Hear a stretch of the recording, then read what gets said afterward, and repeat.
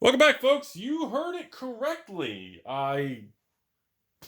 There is a race to buy homelands in fallen empires as 2020 continues to surprise nobody. I want to give you guys my opinion on this from beautiful 3% ladies and people around the world in Pluto. I mean, the amount of people sending me messages, comments, and questions regarding homelands and fallen empires is not like anything I've ever seen before. This is by far the most 2020 tinfoil hat crazy crap I've ever seen. And, well, I guess it's 2020, so it's par for the course. So let's start with fallen empires. Why? What's going on? Seriously? Rudy, have you seen Fallen Empires has cards? There's like 5 cards worth $2 to $3, $4 now. Okay. Rudy, the box is from 1994. This is 2020. We're at 26, 27 years old. It's cheap. It's going to go higher. Okay. With all due respect, look, I'll be the first person to defend Fallen Empires. It's got some of the coolest art in the history of Magic. It's got so much flavor with the thralls, the hymn to Torax, just the breeding pits. Merfolk. I love it. Look, I love the product. I still own a very substantial position in the sealed boxes. As everybody knows, I have the largest. I'm the largest seller of Fallen Empires on eBay. I sell them by the pack. I've probably sold 2,000, 3,000, 4,000 packs just in the last couple of years by themselves. I move and deal in a lot of Fallen Empires. I mean, it is what it is. The demand for the product just is never ending for whatever the reason. I don't know how many people are buying Fallen Empires because they want some old cards because they're cool and fun.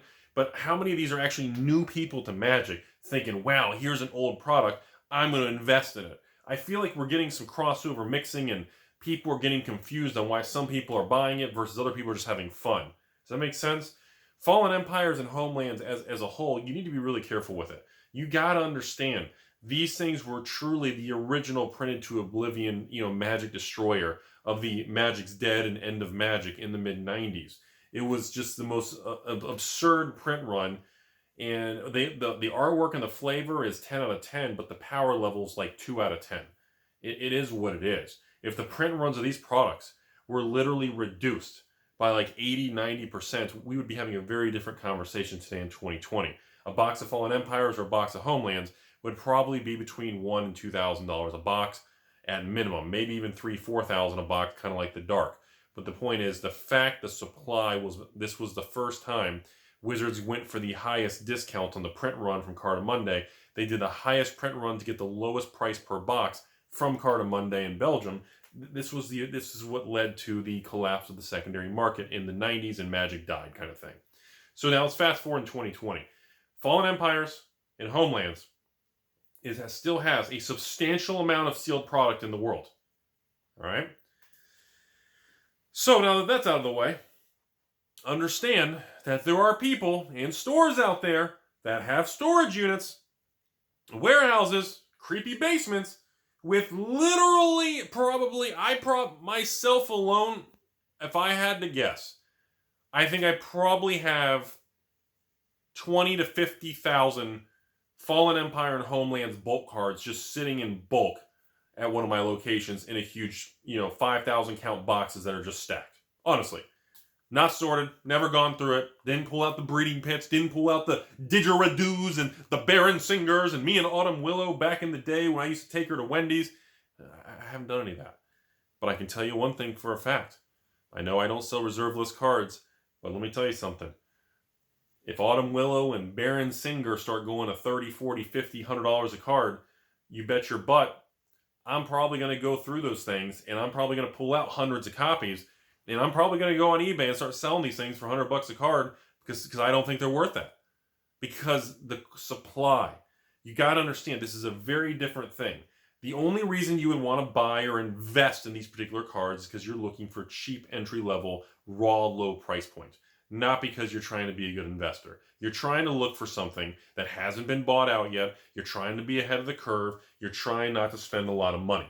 Seriously. You find a reserve list card for $2, you go, hey, I can buy 200 copies for $500. Do you see my point? Get them all shipped, pay whatever taxes and shipping, I'm in. And maybe that card does go to $10, $20, $50, $100 and you do make a couple grand and that's awesome, good for you. But that's just not a path I would recommend. the utility of the card is just not there. I'm sorry, people aren't building decks around Baron Singers and Autumn Willows and Didgeridoos, which again, they're cool cards. I love the cards. It's the reason, one of the reasons I have a lot of them. But, that, and I didn't really pay much for them. They're just collection buying, and those are just kind of, all right, bulk, all right, I'll give you $5. I didn't really pay anything. I don't really have any money tied up into it.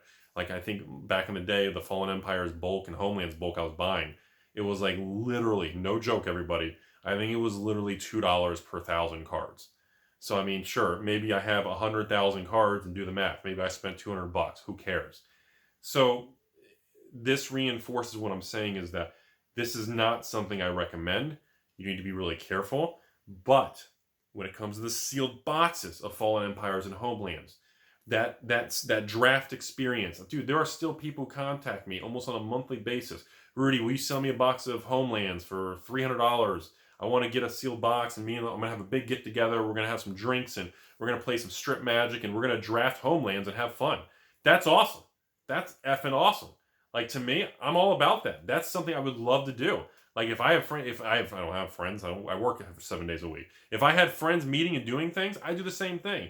Also would be to have hey, let's get a group of people come together. Let's sit on a balcony or something, or by the pool. Let's draft Homelands. Like, that'd be a great time. That's a great Friday night.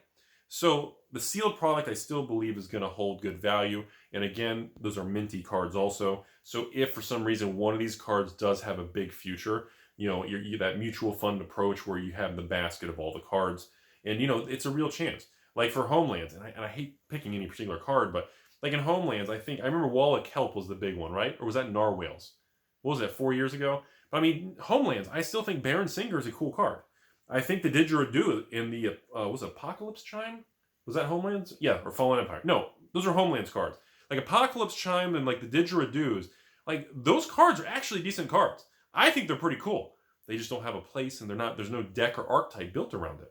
But again, as Wizards continues to pump out product and they don't do their R&D and their playtesting, you don't know when something can change.